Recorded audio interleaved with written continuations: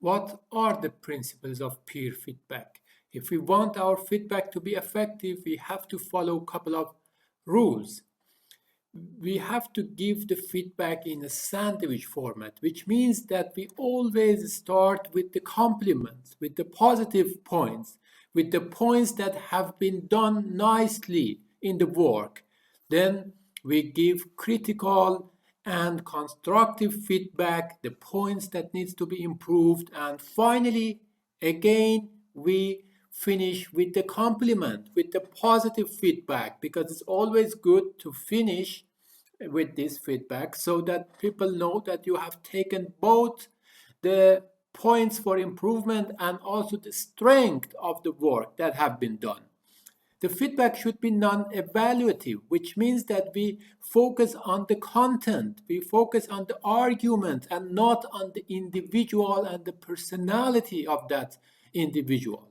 The feedback must be critical, but in a constructive manner, not in a destructive way. We always can give a lot of points for improvements, but the way in which we give these points are really crucial. If we give that in a constructive manner, it is more likely to be accepted by the person who has received the feedback. And the feedback, of course, should be timely. At the right moment, we have to give the feedback. The feedback must be very specific, which means that it should be as detailed as possible.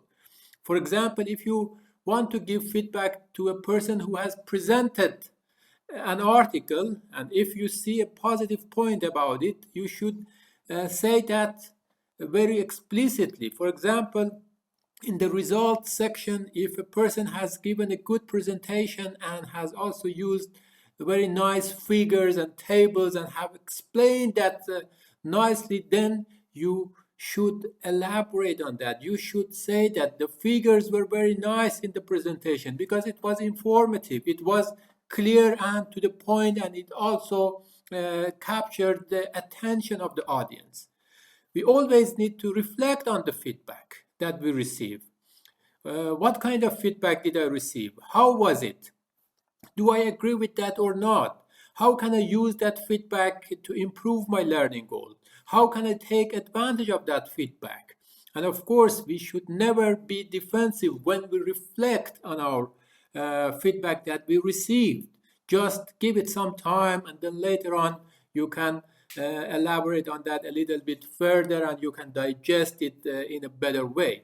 And of course, we should always include points for improvement in a peer feed-forward manner, which means that we also have to give suggestions, we have to give solutions, we have to look to the forward, not only to the past, to the feedback part, but also to the future, what to do in order to improve this. So if we follow these principles of peer feedback, I'm sure that we could be very helpful with regard to the improvements of others' works and also with regard to improvements of our own works.